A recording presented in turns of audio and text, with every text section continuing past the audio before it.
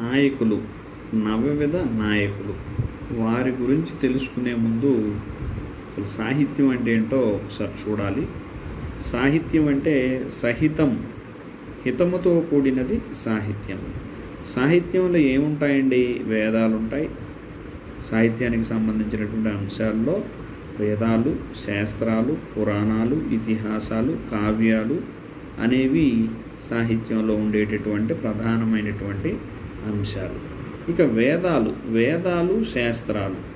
వేదాలు ఏంటవి అంటే వేదాలు ప్రభు సంహితాలు, అంటే శబ్ద శాసనాలు అన్నమాట. ఇవి అంటే ప్రభువు ప్రజలను ఏ విధంగా అయితే పరిపాలన చేయటానికి మరి శాసనాలు చేస్తారో ఆ విధంగా వేదాలు నొక్కి ఒక్కానించి చెప్తాయి, శాసిస్తాయన్నమాట.